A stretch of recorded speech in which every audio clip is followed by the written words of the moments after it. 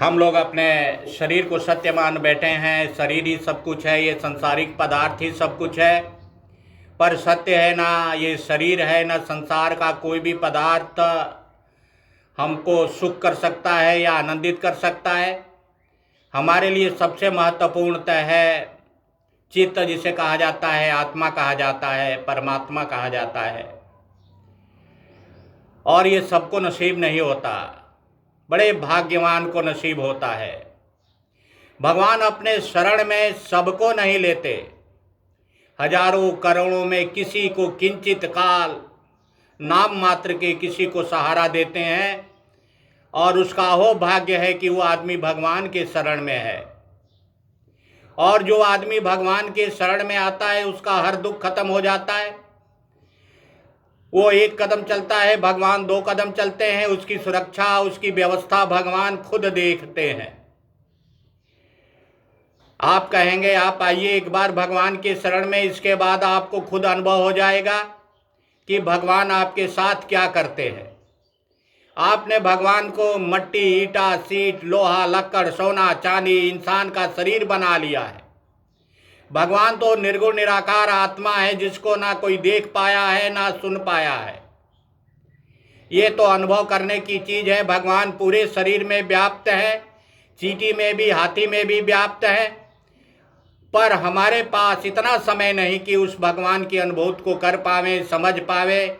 हम लोग तो रस स्वाद, नयन स्वाद, स्पर्श स्वाद, इसके चक्कर में पड़कर हम लोग अपने जीवन का पतन कर देते हैं। लाख बार डॉक्टर उनको चोट पहुंचाता है, परिवार चोट पहुंचाता है, पुत्र चोट पहुंचाता है, और इसके बावजूद भी आदमी सुधरने को तैयार नहीं होता। और अंतोगत्वा ये भी सत्य है जीवन का कि परिवार के कारण ही मृत्यु आती है।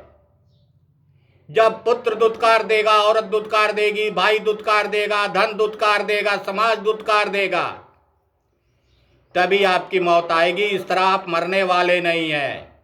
जिस तरह जानवरों को आप तड़प तड़प कर मरते हुए देखते हैं, उसी तरह आपको भी तड़प तड़प कर मरना है। अगर मोह माया राग द्वेष से आप बाहर नहीं होते हैं तो ये आपके जीवन का सत्य है। क्योंकि शरीर तो हमेशा रहेगी नहीं, शरीर तो हमेशा रोगी होती जाएगी, ये विदीर्ण होती जाती है, कमजोर होती जाती है। और इसके बाद भी आपका मनवा जो है, आपकी इच्छाएं हैं, हमेशा जवान बनी रहती है। बंधुओं, इस जवानी से दूर होकर जो परमात्मा आत्मा के रूप में आपके शरीर में व्याप्त है, उसके लिए 24 घंटे में मात्र 10 मिनट का समय निकालिए, तब परमात्मा आपके लिए 24 घंटे का समय निकालेगा। सत्य जीवन का यही है भैया।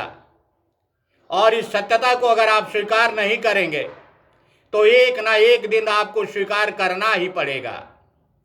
देखिए, सुंदरकांड के इस 30वें दोहे में कितना सुंदर बात सीता मैया और हनुमान जी का वार्तालाप हो रहा है। नाम पहाड़ दिवस निशि, ध्यान तुम्हारे कपाट, लोचन निज पद जंत्रिता, जाई प्राण कई बाट। ध्यान रूपी किवाड़ भगवान के चरणों में इस संसार ने ताला लगा दिया है। ये संसार सोचने का समय नहीं देता। ये संसार आपको गलत रास्ते पर ले जाता है।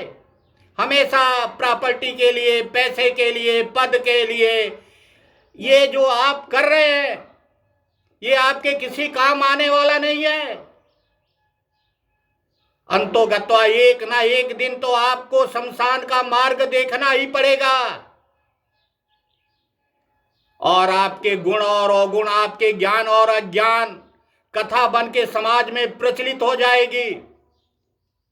इस जीवन में तो आपने गाली सुना, अगले जीवन में भी आप सुनते रहेंगे। बंधुओं, देखिए, सत्य इस जीवन का ज्ञान है। अज्ञान का रास्ता छोड़कर ज्ञान के रास्ते को पकड़िए, और ज्ञान तभी मिलेगा जब प्रभु के चरणों में आ जाइएगा। कबीर बन जाइएगा, संत रविदास बन जाइएगा, सूरदास बन जाइएगा, चैतन्य महाप्रभु बन जाइएगा। भगवान जात बिरादर नहीं देखते, भगवान ब्राह्मण हरिजन नहीं देखते, भगवान तो ज्ञान बांटते फिरते हैं, कोई लेने वाला तो हो। आप भगवान के ज्ञान को लेना ही नहीं जानते। अगर जान जाएंगे तो व्यास मुनि बन जाएंगे, जैमिनी बन जाएंगे, सुखदेव बन जाएंगे, क्योंकि उन्होंने ज्ञान लेने के लिए तैयारी की, ज्ञान लेने के लिए मेहनत किया, ज्ञान लेने के लिए त्याग दिया। तब भगवान ने उन्हें ज्ञान आशीर्वाद के रूप में प्रदान किया। बंधुओं, इतना आसान नहीं है भगवान के शरण में जाना और भगवान के आशीर्वाद से ज्ञान प्राप्त करना। ये बड़ी दुरूह प्रक्रिया है। कई कई जीवन, कई कई जन्म मेहनत करना पड़ता है तो भगवान अपने शरण में लेते हैं, अन्यथा नहीं लेते हैं। जीवन के भोग भोगने के लिए छोड़ देते हैं आपको। 84 लाख योनियों में भ्रमण करते हुए आपको भोग पूरा करना पड़ेगा, कभी सुअर बनके, कभी कुत्ता बनके, कभी बिलार बनके। लगातार आप जीवन के भोग को भोगेंगे और इससे छुटकारा पाना है तो आ जाइए भगवान के शरण में। जिस तरह सजन कसाई आ गया, समय रहते आ गया, भगवान ने उसको अपने अंदर विलीन कर लिया। थोड़े समय के लिए आए हैं, अधिकांश समय हमें अंधकार में रहना है। कभी मां के गर्भ में 9 महीना बिताना है, रात भर सोना है, 12 घंटा तो हम सोकर बिता देते हैं, मात्र 8 घंटा जागृत अवस्था में रहते हैं, उतना ही हमसे बर्दाश्त नहीं होता। कहीं अहंकार दिखाते हैं, कहीं क्रोध दिखाते हैं, कहीं लालच दिखाते हैं। बंदो, इस जागृत अवस्था को समेट लीजिए, उस अंधकार में विलीन हो जाइए जिस अंधकार में हजारों ग्रह भ्रमण कर रहे हैं। हम भी उसी अंधकार के पुत्र हैं। हजारों वर्ष पहले जन्म लिया, आज वैज्ञानिक डीएनए से हमारा शकल बना देता है। सुषुप्त अवस्था में हमारा डीएनए संसार के कण कण में रोपित है और ना हम मरने वाले हैं ना जीने वाले हैं। आत्मा ना कभी मरती है ना जीती है, आत्मा हमेशा के लिए अमर रहती है। पर आत्मा को अमर बनाइए नियम के अधीन आकर, तब तो आत्मा अमर रहेगी, अन्यथा कदाप नहीं रहेगी। बोलिए श्री राम।